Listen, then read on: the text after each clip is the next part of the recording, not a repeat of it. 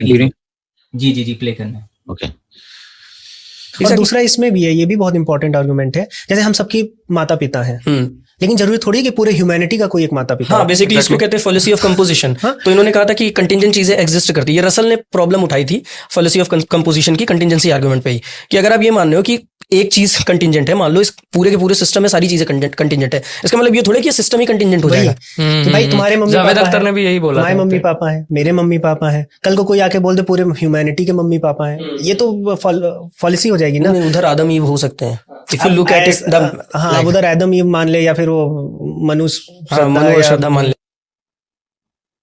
Okay, यहाँ पे हम पॉज करेंगे यहाँ पे ये समझने के लिए कि उन्होंने क्या बोला। फैलेसी ऑफ कॉम्पोजिशन बेसिकली क्या है, वो लोग ये आर्ग्यू करने की कोशिश कर रहे हैं कि अगर कंटीजेंट रियलिटी, अगर एक मतलब कंटीजेंट हमको दिख रहे कंटीजेंट एग्जिस्टेंस है, तो हम बोल नहीं सकते कि पूरा होल पे भी हम वही अप्लाई कर सकते हैं जो हम पार्ट पे अप्लाई कर रहे हैं। अब सबसे बड़ा इशू ये है कि कोई भी कंटीजेंसी आर्ग्यूमेंट से रिलेटेड कोर्सेज में कोई भी जाएगा ना, बेसिक कोर्स बच्चों लोग के लिए भी, तो उनके अंदर ये एक्सप्लेन किया जाता है कि कंटीजेंसी आर्ग्यूमेंट सबसे पहले तो फैलेसी ऑफ कॉम्पोजिशन अप्लाई नहीं होता, और कंटीजेंसी आर्ग्यूमेंट को इस तरह से भी प्रेजेंट किया जा सकता है जिसमें वो फैलेसी ऑफ कॉम्पोजिशन का सवाल भी ना है। और तो दोनों तरीके से फैलेसी ऑफ कॉम्पोजिशन को रिफ्यूट किया जा सकता है बहुत इजीली। कुछ चीजें ऐसी होती है जिसमें फैलेसी ऑफ कॉम्पोजिशन अप्लाई ही नहीं हो सकता, जैसा कि for example the principle of dependency, जो जिसके बेसिस पे अगर हम कंटीजेंसी आर्गुमेंट को प्रेजेंट करेंगे तो उस पर फैलेसी ऑफ कॉम्पोजिशन नहीं अप्लाई हो सकता। ये ऐसे समझ लो कि फैलेसी ऑफ कॉम्पोजिशन क्या है मैं वो भी समझा देता हूँ, बिकॉज ऑब्जेक्शन क्या है वो भी समझना जरूरी है। फैलेसी ऑफ कॉम्पोजिशन बेसिकली ये है कि अगर कोई चीज पार्ट पे आप अप्लाई कर रहे हो तो होल पे नहीं अप्लाई हो सकती, या होल पे अप्लाई करना में स्केप्टिज्म रेज करता है फैलेसी ऑफ कॉम्पोजिशन। तो वो ऐसा होगा कि वेल मछली है फॉर इंस्टेंस, वो छोटे छोटे सेल से बनी हुई है, तो सेल तो छोटे होते हैं बट वेल तो बड़ी है ना, तो आप बोल रहे हो कि सेल छोटा, इसका मतलब थोड़ी वेल छोटी होगी। तो ये फैलेसी ऑफ कॉम्पोजिशन कुछ चीजों पे अप्लाई होता है जिसके अंदर चीजें जैसे कि रिलेटिव हो गई चीजें उस पर अप्लाई होता है, बट कुछ चीजें जो डेफिनेटिव होती है जैसे प्रिंसिपल ऑफ डिपेंडेंसी, उसके अंदर आप पार्ट पे अप्लाई कर रहे हो होल पे भी अप्लाई किया जा सकता है। फॉर एग्जाम्पल ब्रिक का एग्जाम्पल ले रहा हूँ, अगर सारी लाल ब्रिके से दीवार बनी है तो पूरी दीवार भी लाल होना चाहिए, उसमें कोई इशू नहीं है। तो इस तरह से fallacy of composition I mean is not a great objection against the contingency argument। इमान आप कुछ ऐड करना चाहेंगे, फिर मैं और खाली लोगों को कुछ रिसोर्स दूंगा। मैं बस वही समराइज कर रहता हूँ वहाँ पे से। तो फैलेसी ऑफ कंपोजिशन सिर्फ तब होती है जब प्रॉपर्टी नॉट ट्रांसफरेबल होती है, राइट। कि फॉर एग्जांपल हर एक ब्रिक जो है वो छोटी है, सो दीवार भी छोटी होगी, तो ये फैलेशियस है। लेकिन जैसे अगर हम ये कहें कि हर एक ब्रिक जो है वो क्ले से बनी है, तो पूरी दीवार भी क्ले से बनी होगी, तो ये वैलिड है। तो यहाँ पर सवाल ये आता है कि इस कंटिंजेंसी या transferable property, and the answer is yes, because contingency is about dependence, it's not about size or shape, right। ये एक ontological status होता है चीज का। आप कितनी भी contingent finite चीजों को जोड़ लें, वो हमेशा contingent और finite ही रहेंगी, भले ही size, shape, weight चेंज हो जाए, राइट। और आई थिंक पहली क्लिप में भी मैंने स्पॉटलाइट छीन लिया, आपको शायद चांस नहीं मिला, तो इससे प्रीवियस क्लिप में आपको कुछ एड्रेस करना था, तो आई थिंक रह गया होगा, तो आप बोल सकते हैं। नहीं, मैंने तो शायद ऐड कर दिया था उसमें।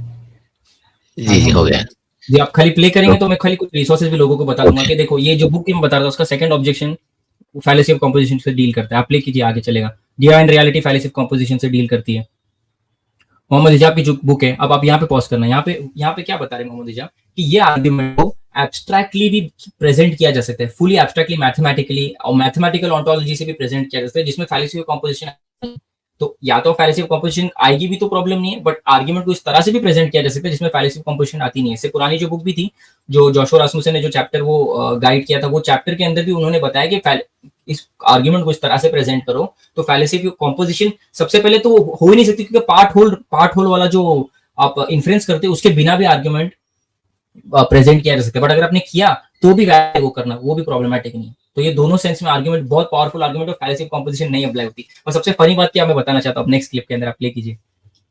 ओके उन्होंने ना पॉज कीजिए, उन्होंने बर्ट्रैंड रसल के फैलेसी ऑफ कंपोजिशन के एग्जाम के ऑब्जेक्शन को लाने की कोशिश की। सबसे इंटरेस्टिंग बात तो ये बर्ट्रैंड रसल के पैदा होने के 600 से 700 साल पहले शेखुल इस्लाम इब्न तैमिया ने फैलेसी ऑफ कंपोजिशन को इतना डीपली एड्रेस किया था कि आज तक फिलोसोफर्स वो पढ़ते हैं।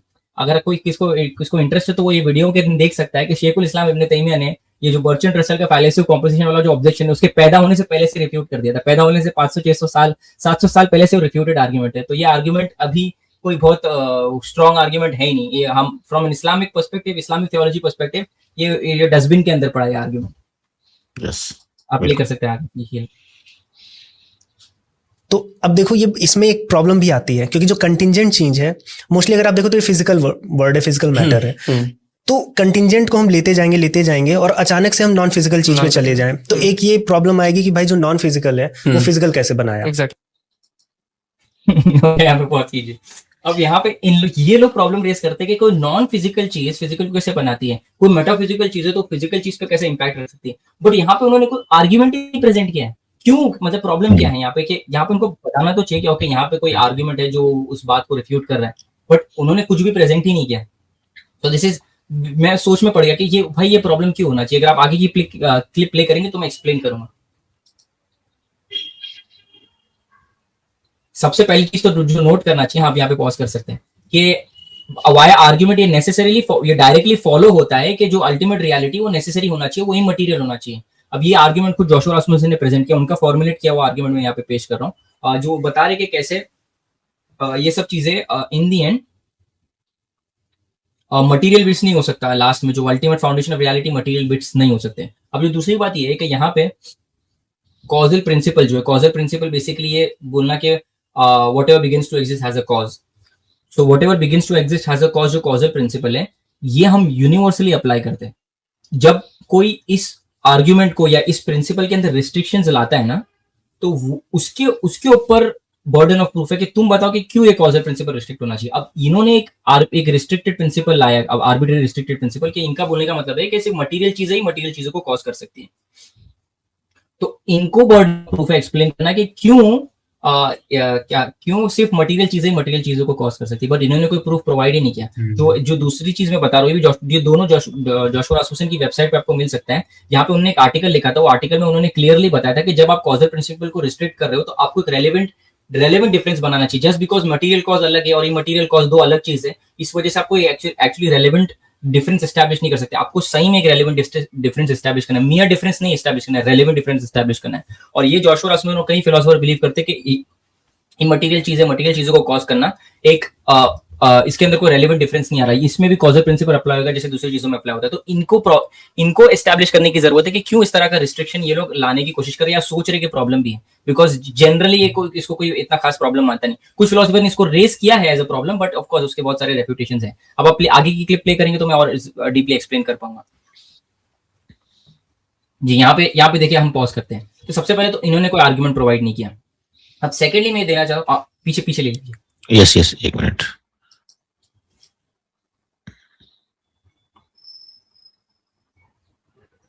आगे चला गया, आई थिंक आगे चला गया।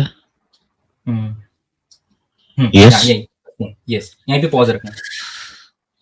तो जो मेटाफिजिकल चीजें फिजिकल चीजों को कैसे रिएक्ट कर सकती है, तो प्रॉब्लम है। यहाँ पे प्रॉब्लम क्या है ना, मुझे लग रहा है कि ये लोग अपनी खुद की एक ऑन्टोलॉजी प्री सपोज करके चल रहे हैं। बिकॉज आई थिंक जनरली कुछ लोग जो एथियस्ट भी होते हैं जनरली वो मोनिस्ट होते हैं, या अलग अलग फिलोसफीज, कुछ मोनिस्ट फिलोसफीज एग्जिस्ट करती है। मोनिस्ट का मतलब है कि वो सोचना कि रियलिटी सिर्फ एक ही टाइप की रियलिटी है, इन द सेंस या तो वो पूरी मटीरियल है या पूरी इमटीरियल है। बट जो लोग ड्यूलिज्म में मानते हैं वो उनके लिए बिल्कुल भी प्रॉब्लम नहीं। और ड्यूलिज्म बेसिकली नेचुरल डिस्पोजिशन है इंसानों की। तो जो दूसरी पॉइंट ये है कि हमारे पास काउंटर एग्जाम्पल है, मेंटल कॉजेशन एक चीज एग्जिस्ट करती है, जो हमको सबको पता है कि मेंटल कॉजेशन एक चीज है जो मेंटली चीजें दूसरी चीजों को कॉज करती है। जैसे हम आर्ग्यूमेंट से गो थ्रू करते हैं तो आर्ग्यूमेंट हमें कॉज करता है मेंटल कॉजेशन, कि वो एक तरह से नेसेसरीली प्रेमिस के अंदर कंक्लूजन फॉलो होता है। या मेंटल कॉजेशन इस तरह से भी समझ सकते हैं हम कि हमारी जो थॉट्स है वो एक्चुअल में फिजिकल वर्ल्ड पे एक हिसाब से इम्पैक्ट करती है। तो ये सेंस में अगर फॉर इंस्टेंस हम ड्यूलिज्म में मानते हैं और हमारे अंदर एक इमटेरियल सोल एग्जिस्ट करती है, ओके, अगर इंसानों के अंदर एक इमटेरियल सोल एग्जिस्ट करती है तो सोल भी एक मेटाफिजिकल इमटेरियल चीज है। बट हमारी थिंकिंग, हमारी थॉट्स, उसको रियल वर्ल्ड में इम्पैक्ट होता है। कॉन्शियसनेस जो एग्जिस्ट करती है वो एक इमटेरियल चीज है, बट एक इमटेरियल चीज कॉन्शियसनेस, उसके बेसिस पे हम डिसीजंस लेते हैं और वो मटेरियल वर्ल्ड रियलिटी के अंदर उसका एक इम्पैक्ट होता है। इसका मतलब ये हो गया कि मेंटल चीजें, इमटेरियल चीजें रियल वर्ल्ड मटेरियल वर्ल्ड के अंदर एक्चुअली इंपैक्ट करती है। मतलब ये इसके पास भी कॉज है जिसका इफेक्ट मेंटल वर्ल्ड में आता है। तो वो सेंस में इसमें कोई प्रॉब्लम नहीं। हमारी डे टू डे लाइफ, हमारी हर day to day life actually testament है कि ये कोई इशू है नहीं, हमेशा से एग्जिस्ट करता है। जब फॉर एग्जांपल मैं अपने मेरी फ्री विल, मेरी कॉन्शियसनेस यूज करके अगर कोई डिसीजन ले रहा हूँ और मेरा मेंटल कॉजेशन की वजह से लेट्स से मैं मेरा हाथ हिला रहा हूँ लेट्स से मैं फ्री विल यूज करके, तो यहाँ पे क्या हुआ, यहाँ पे ये हुआ कि कोई मेटाफिजिकल चीज का फिजिकल चीज का इंटरेक्शन हुआ एक हिसाब से। तो इसके ऊपर बहुत लिटरेचर है, एंड ऑफ कोर्स ड्यूलिज्म किस तरह से बताया जा सकता है कि ड्यूलिज्म ही सही है, वो एक अलग डिबेट है, उसमें हम कभी बाद में जाएंगे। बट पॉइंट में रेस करना चाह रहा हूँ कि माइंड बॉडी ड्यूलिज्म बिल्कुल ही अलाउ करता है कि इमटेरियल चीजों को इफेक्ट करती है और मटेरियल चीजें इमटेरियल चीजों को इफेक्ट करती है, जिस वजह से for example consciousness can also be get affected by the physical world. अब हमारे कोई इंसान को मार लग जाएंगे तो उसकी कोई change of state of consciousness होगी उसके अंदर, दोनों का बिल्कुल इंटरेक्शन हमको दिखता है। तो आपने कहाँ से रेज कर दिया कि मटेरियल चीजों के अंदर कुछ कॉज या इफेक्ट, कॉज नहीं हो सकती, कुछ इफेक्ट जनरेट नहीं कर सकती, या मटेरियल चीजें इमटेरियल चीजों के अंदर इफेक्ट नहीं जनरेट कर सकती, आपने कहाँ से क्रिएट किया? तो हमेशा से एग्जिस्ट करता है। और इसके अलावा एक और इंटरेस्टिंग बात तो ये कि फिजिक्स खुद ऑलरेडी चैलेंज कर रहा है ये नाइव मटेरियल कॉजेशन को, बिकॉज फिजिक्स खुद बोलता है कि कॉन्शियसनेस, जो तो हमको पता है कि कॉन्शियसनेस ही मटेरियल है, उसका क्वांटम वर्ल्ड के अंदर इंपैक्ट होता है। ठीक है, कुछ फिलोसोफर थियरी उसको नहीं एक्सेप्ट करते, बट पॉइंट ये है कि हमारे पास कुछ तो हाइपोथेसिस है जो डायरेक्टली काउंटर एग्जांपल प्रोवाइड कर रही है कि there is something like the material like जो इमटेरियल चीजें है वो मटेरियल चीजों पे इफेक्ट ला सकती है। तो जब हम इन सेंस में इन 3 काउंटर एग्जांपल को देख के उनके बारे में सोचें तो हमारे डे टू डे लाइफ के अंदर ये सब एग्जिस्ट करता है। तो व्हाई डू यू थिंक कि God being an immaterial reality can't cause a material reality? इस तरह से कॉज क्यों हो सकता है कि जो मटेरियल रियलिटी को इफेक्ट करे? बिल्कुल कर सकता है। जोशुआ रासमुसन खुद आर्ग्यू करते हैं कि like in some sense mind can generate material reality. इसमें कुछ भी खास प्रॉब्लमैटिक है नहीं, इनके ऊपर बर्डन ऑफ प्रूफ है प्रेजेंट करने के लिए कि बताए कि क्या प्रॉब्लमैटिक है। तो या ईमान भाई आपको कुछ बताने, आप इसी एक क्लिप पे और एक चीज और प्ले कर लीजिए इसके बाद just yes. So if immaterial things, हाँ बस pause, if immaterial things cannot cause material effects then thoughts cannot move bodies, choice cannot write books and free will is an illusion. Yet this happens constantly. So this objection fails क्योंकि हमारे पास counter example reality में exist करते हैं। Ivan भाई आपका क्या कहना है इस पे?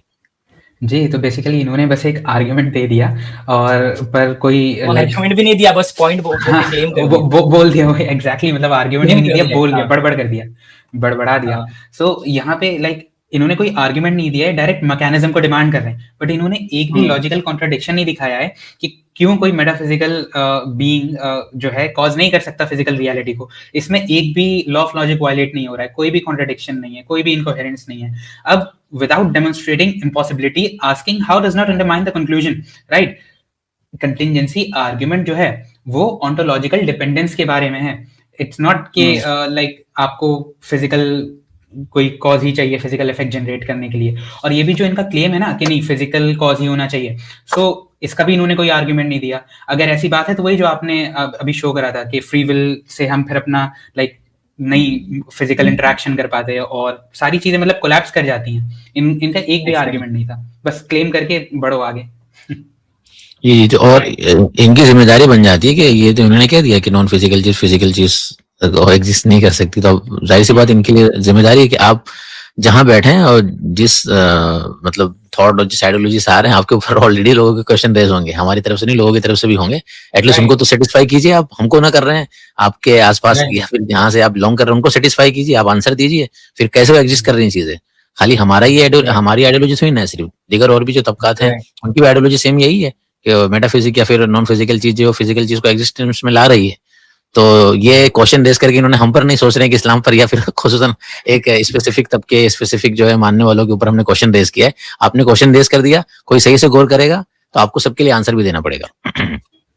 राइट, बिल्कुल। और एक और इम्पोर्टेंट बात तो ये है कि सबसे पहले इनकी कोई पर्टिकुलर ऑन्टोलॉजी वो प्री सपोज करके यहाँ नहीं ला सकते। अगर उनको लग रहा है कि हाँ ड्यूलिज्म भी रॉन्ग है तो उसके ऊपर भी डिबेट करके हम कर सकते हैं डिबेट। बट पॉइंट है कि हाइपोथेटिकली ये सब एग्जिस्ट करता है। अगर हाइपोथेटिकली भी एग्जिस्ट करता है, उसके ऊपर अलग अलग मॉडल्स है। पूरे माइंड बॉडी ड्यूलिज्म के अंदर बहुत इंटरेक्शन प्रॉब्लम बोल के कितना लिटरेचर जो लोगों ने बहुत अच्छे से एड्रेस किया है कि किस तरह से जो इमटेरियल रियलिटी को इफेक्ट करती है, तो ये सब एग्जिस्ट करता है। आप सीधा बोल दो कि ऐसा हो ही नहीं सकता, तो that is absolutely, I mean, you are being dismissive. आप यही नहीं एक्नॉलेज कर रहे हो कि बहुत कुछ एग्जिस्ट करता है। नहीं, ऐसा कुछ नहीं है कि आप बोलो कि नहीं ऐसा हो ही नहीं सकता। और अगर ऐसा बोल रहे हो आप, तो इंडियन सबसे बड़ी प्रॉब्लमैटिक चीज तो ये कि आप ड्यूलिज्म को अगर डिनाई नहीं कर रहे हो, देन आप अपनी फ्री विल को नहीं एक्सप्लेन कर सकते, आप बहुत सारी चीजों को एक्सप्लेन नहीं कर सकते, और वो अलग अलग टाइप के कोलैप्स आ सकते हैं अंदर, जैसे ईमान भाई ने बताया। अच्छा, और ये फिजिक्स जो है वो खुद प्री सपोज करती है नॉन फिजिकल रियलिटीज को। लॉजिकल लॉज हो गए, आइडेंटिटी हो गई, कॉजेशन हो गया। सो लाइक टू क्लेम के नॉन फिजिकल चीज कोई फिजिकल चीज के साथ इंटरेक्शन नहीं कर सकती इज फॉल्स, रॉन्ग। सबक फिर पढ़ सदाकत का, अदालत का, शुजाअत का, लिया जाएगा तुझसे काम दुनिया की इमामत का। सबक फिर पढ़ सदाकत